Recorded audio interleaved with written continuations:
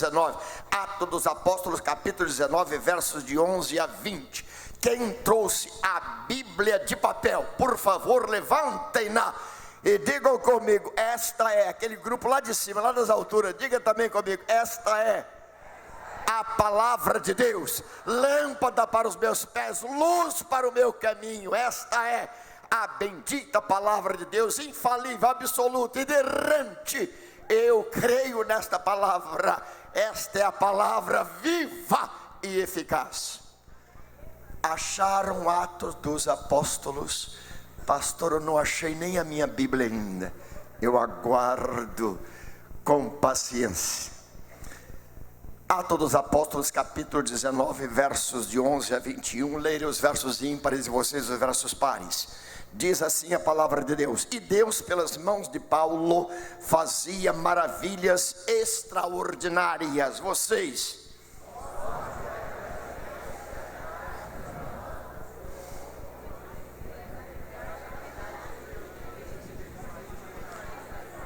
e alguns dos exorcistas judeus ambulantes, tentando invocar o nome do Senhor Jesus sobre os que tinham espíritos malignos, dizendo: esconjuro-vos por Jesus, a quem Paulo prega.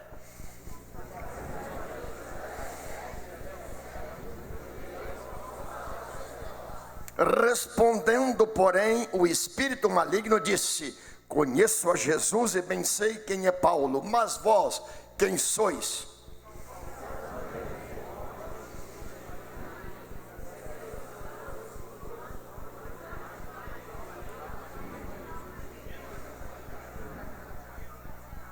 E foi isto notório a todos os habitantes de Éfeso, tanto judeus como gregos, e caiu o temor sobre todos eles, e o nome do Senhor Jesus era engrandecido.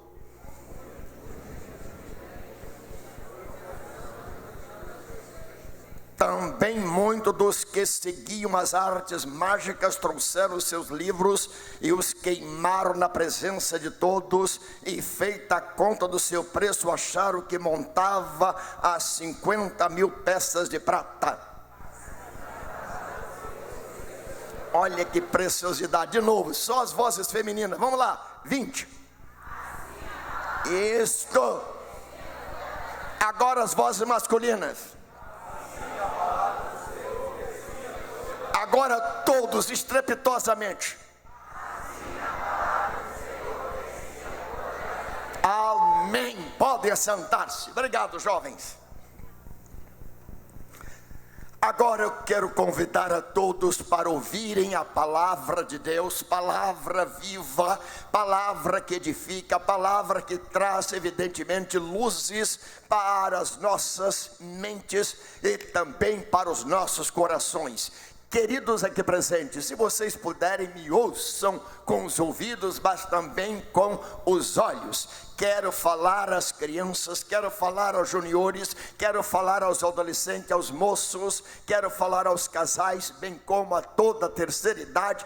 Quero ainda falar aos visitantes, e espero que esta palavra responda às profundas indagações de tantos quantos estão hoje dizendo: será que esta palavra é a palavra de Deus? Será que esta palavra responde às minhas indagações? Será que esta palavra pode me orientar? Será que esta palavra é norte para a minha vida? Será que por esta palavra eu posso também vencer as dificuldades do dia a dia? Meu querido, sem dúvida alguma, estou certo e mais certo de que esta é a palavra que nos dá o norte da vida. Esta é a palavra que antigamente dizia bússola, ou guia, Rex, ou ainda GPS. E hoje, o que é que nós temos como mais moderno meio de comunicação para nos indicar o caminho ou para onde irmos? GPS, já falei. Depois disso, qual é o mais moderno? Não tem mais nada. Bom, eu quero dizer para você que às vezes o GPS nos conduz por caminhos também difíceis, e é preciso ter muito cuidado.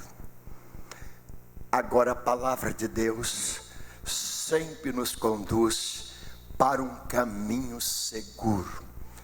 Eu tenho certeza que se você ouvir esta palavra, se você obedecer esta palavra, se você praticar esta palavra, ela nunca te conduzirá por caminhos errados, tortuosos, ou mesmo que possa desembocar em lugares escabrosos, tenebrosos e perigosos. Mas vamos, queridos, a algumas verdades que eu tenho proposto em meu coração dizer nesta noite.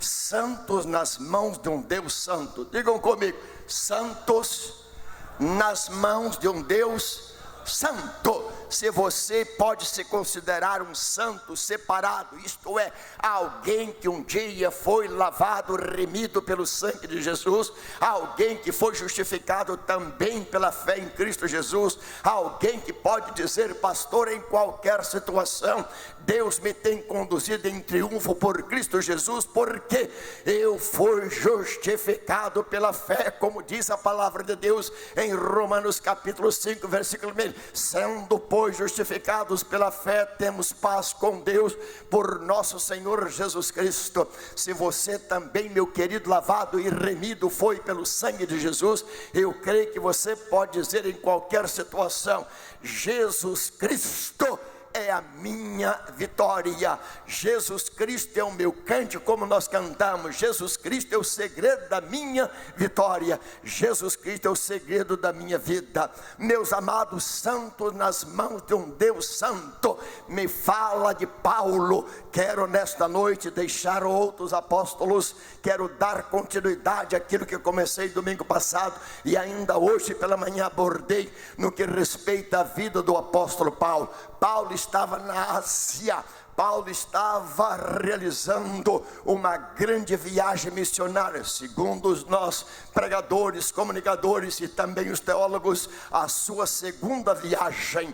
E quando ele chega na Ásia, meu querido, ele passou por algumas experiências terríveis, segundo também se ler em 2 Coríntios capítulo 1, versículo 8, ele chegou mesmo a dizer: olha, vocês sabem das tentações e provações que me ocorreram na Ásia, a ponto de desesperar-me da vida. Posso falar para você quantas vezes nós também passamos por algumas dificuldades, por algumas tentações, por algumas provações, e só Deus sabe dos nossos momentos particulares, quando estamos a sós, ou quando estamos com Deus em particular, ou quando estamos em off com Deus, ou quando também em nosso solilóquio começamos a dizer: Senhor, eu não estou entendendo porque isto acontece, não estou entendendo aquela coisa outra. Deus sempre nos dá uma resposta precisa, concisa e acabativa para que nós deixemos as questiúnculas e até mesmo os lamentos. Paulo então está na Ásia e ali ele enfrenta gente como fera ou feras humanas, e ele, rompendo em fé, acaba, meu querido, pregando a palavra de Deus, plantando a igreja na Ásia. Quando Paulo ainda, meus queridos, ele está naquela região inóspita, Ásia, especialmente em Éfeso, cidade para muitos, no entanto, cosmopolita, uma cidade que tinha aspecto universal, uma cidade que tinha aspecto geral, ou de alguma coisa grande, mas era uma cidade muito idólatra, feiticeira, onde a feitiçaria, a bruxaria, a idolatria dominavam. Foi ali que Paulo chega para pregar o evangelho, e ele conta-nos, evidentemente, segundo a palavra de Lucas, esta história linda. Deus, pelas mãos de Paulo, fazia maravilhas extraordinárias. Como eu gosto disso. Quanta gente que hoje diz: pastor, será que ainda estas maravilhas podem acontecer? Podem acontecer, deve estar acontecendo. Hoje pela manhã, falando à igreja, pregando para a igreja, de pastor para pastor, de pastor para ovelha, de pastor para obreiro, de pastor para líderes, de pastor para tanta gente. Meu querido, tantas emoções, tantas manifestações. E quando percebia que a igreja estava como que recebendo a palavra com muita propriedade, no final o pastor, que tem também espírito evangelístico, meus queridos, dizia: eu compromisso com o evangelismo e missões. Fizemos o apelo e vejam vocês quanta gente naquela manhã ou na manhã deste dia se entregou a Jesus Cristo como Salvador. Paulo também pregava a palavra de Deus, em que pesa as dificuldades, em que pesa as tentações pelas quais ele passou. Ele não parava de pregar a palavra de Deus. Em toda a cidade onde ele entrava, a palavra de Deus era a sua missão principal, pregar a palavra de Deus nas cidades, nas sinagogas. E quando ele chegava, alguma coisa acontecia, como em Tessalônica. Quando chegou ele com Sila pregando a palavra de Deus, todos os tessalonicenses ficaram como que boquiaberto de ouvirem de Paulo a palavra com propriedade, a palavra com peremptoriedade, a palavra que trombeteava naquela cidade.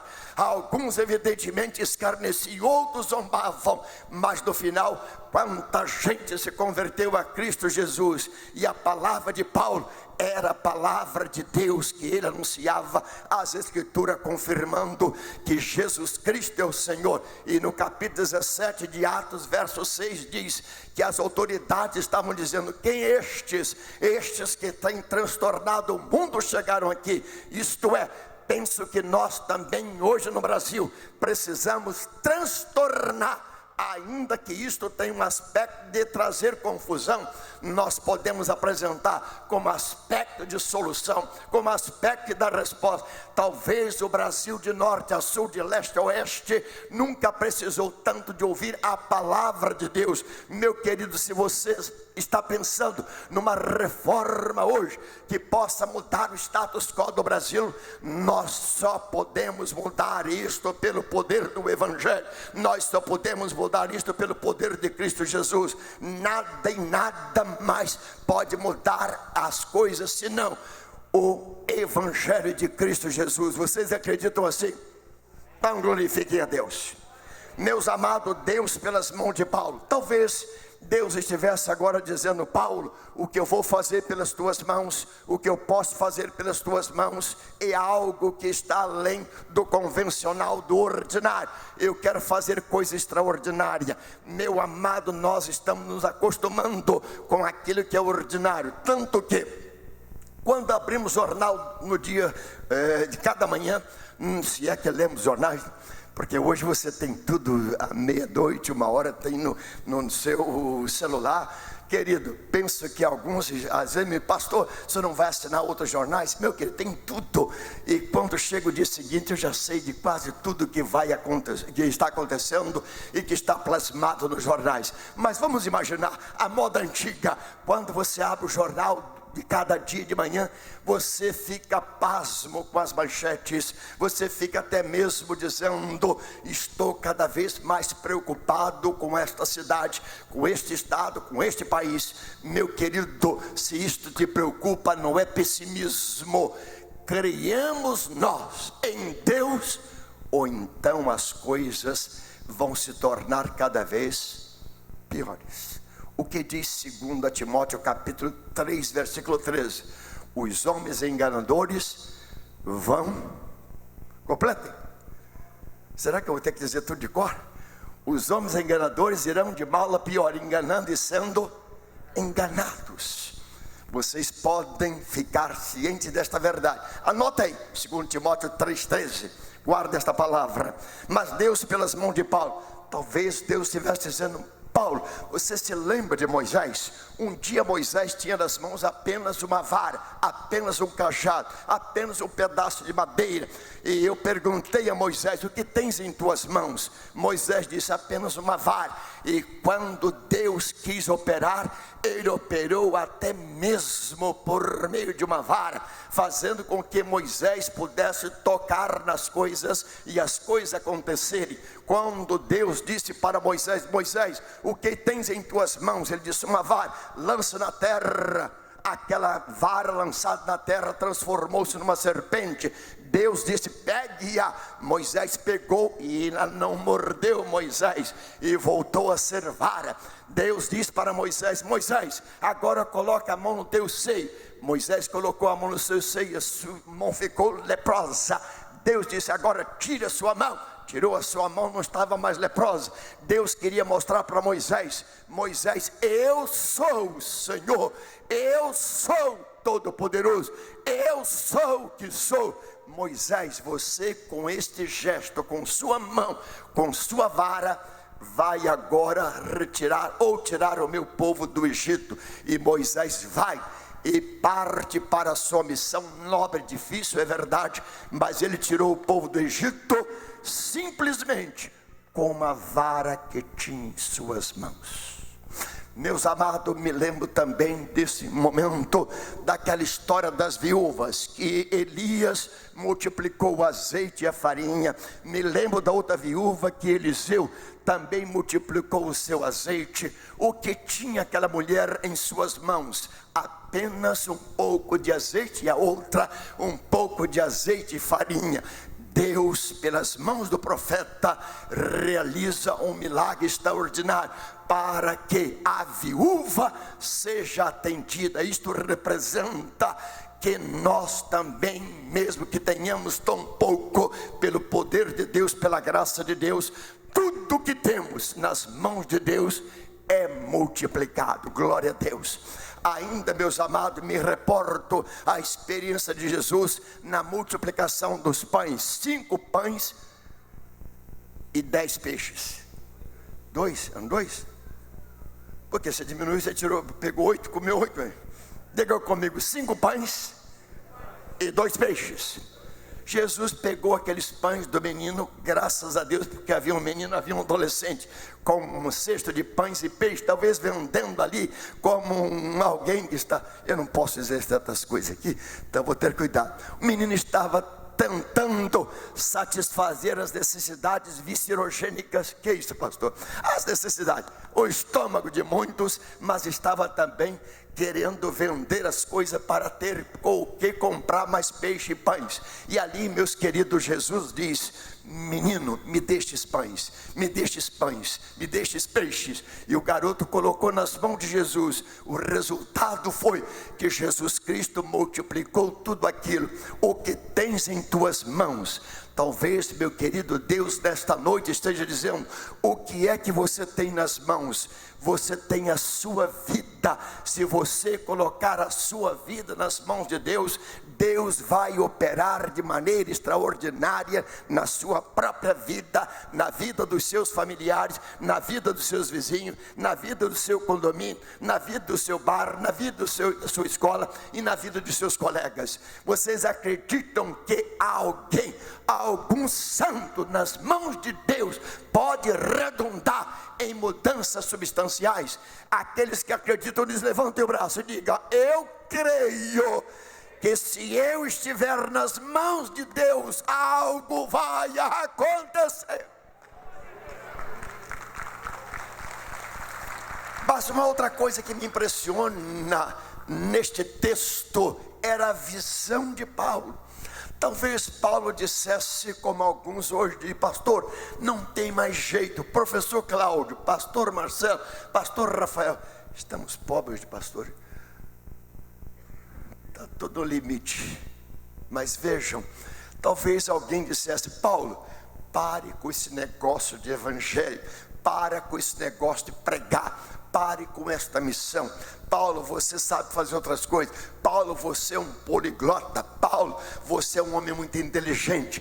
Paulo, você é uma inteligência incomum. Você é fora de série, você está acima. Você pode, Paulo, fazer outras coisas. Mas ele continuava pregando. E numa noite destas que Paulo está fazendo missões, queridos, ou daquelas melhor, veja o que diz Atos dos Apóstolos, capítulo 16, versículo 9. Eu sei de cor, mas é bom que vocês leiam. Então jogue na tela, meu querido Júnior. Eu penso que é o Júnior que está lá em cima hoje. É Júnior mesmo? Então joga na tela, meu senhor. Vamos lá, Atos 16, 9. Leiam vocês.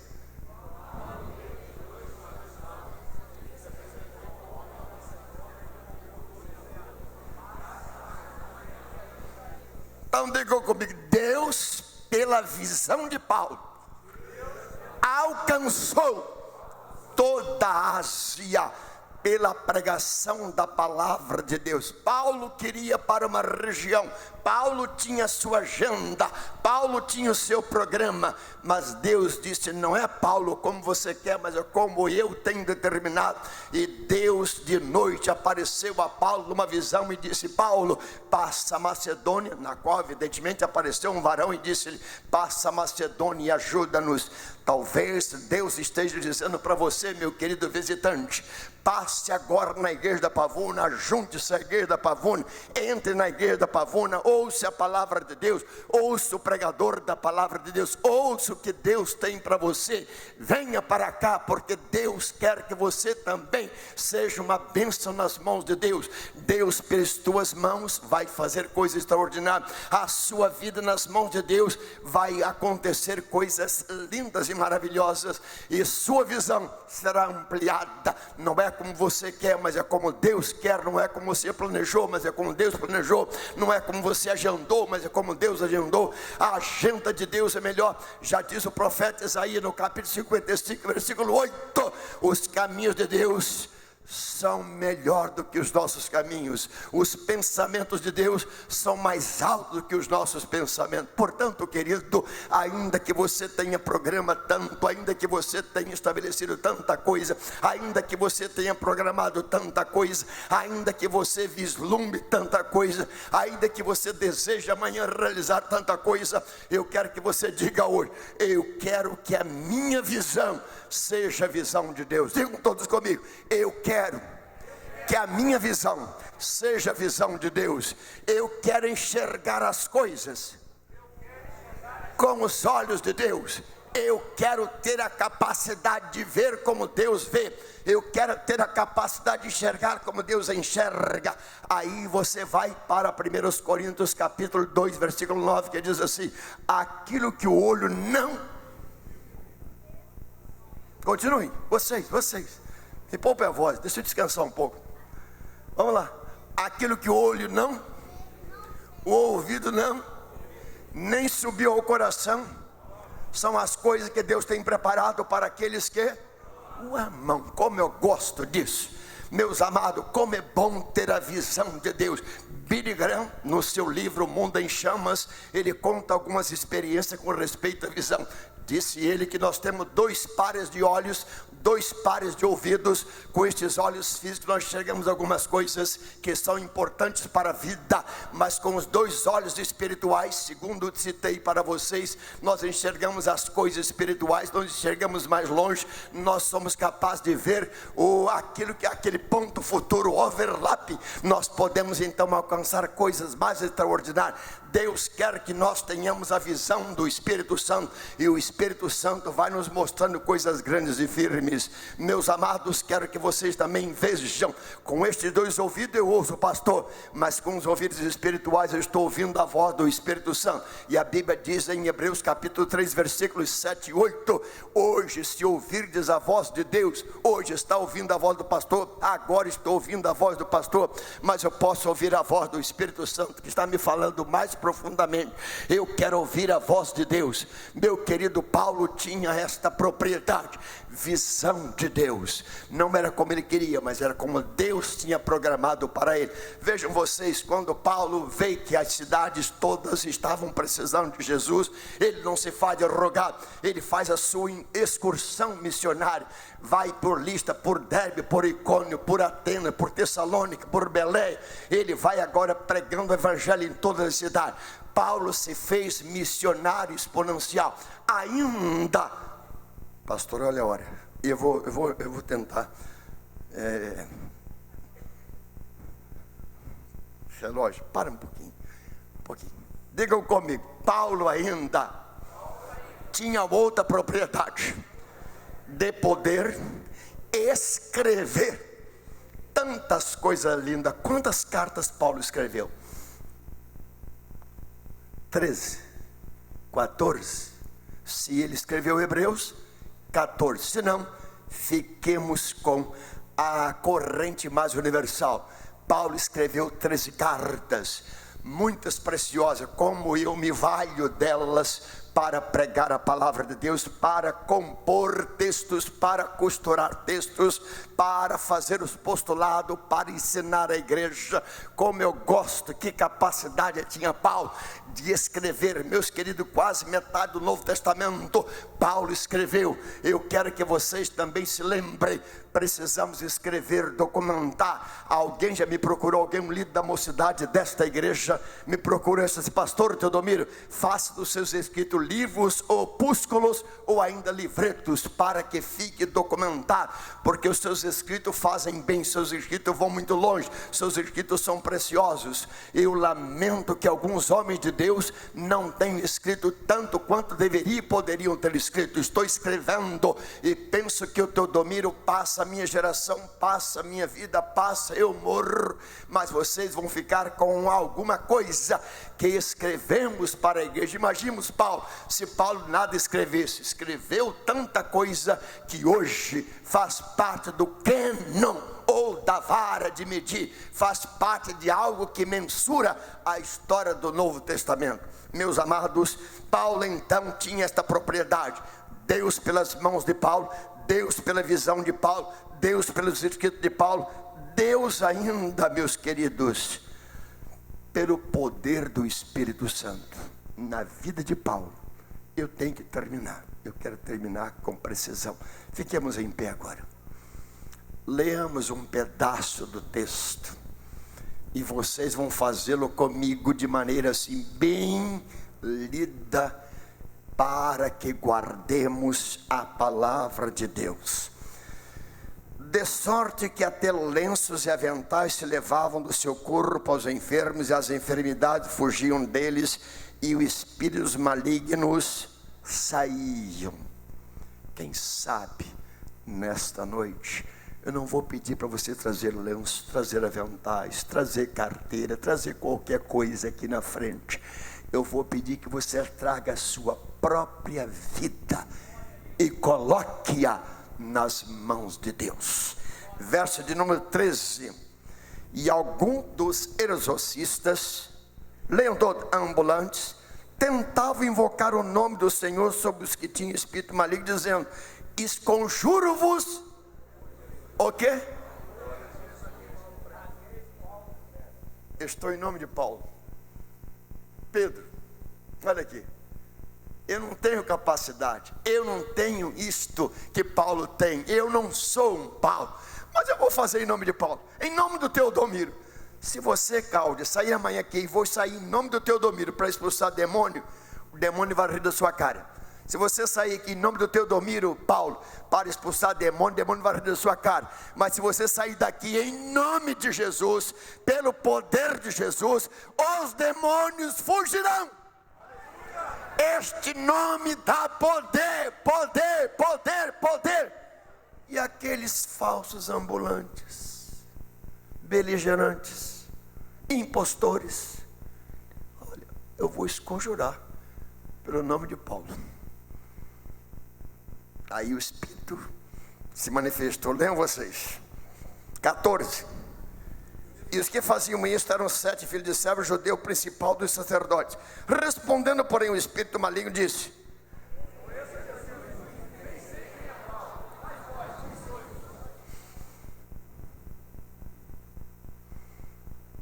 charlatões, impostores, embusteiros, feiticeiros, debochados, talibãs, xiitas.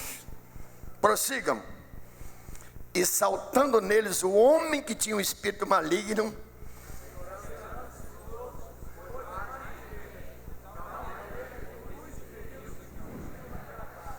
brincar com o diabo. 17.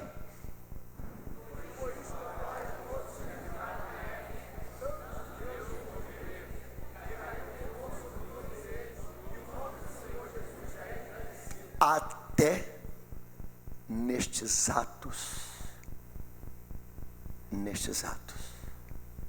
o Senhor Jesus é engrandecido. Agora 18.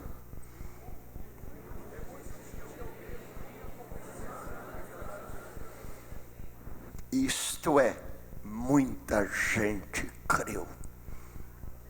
e publicamente confessou, e publicamente declarou sua fé em Cristo Jesus. 19.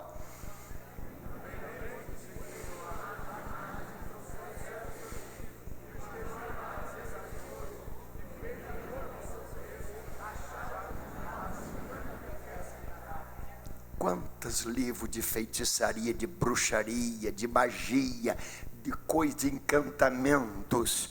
Agora aquele povo convertido entrega todas aquelas coisas estranhas para serem queimadas. Quantas pessoas já me têm procurado aqui dizendo: pastor, eu me converti a Cristo Jesus. Já me até telefonaram, até por telefone me disseram: pastor, eu quero que o senhor venha aqui com a Kombi da igreja para levar tudo, porque agora a minha vida está nas mãos de Jesus. Confessando. Verso 20.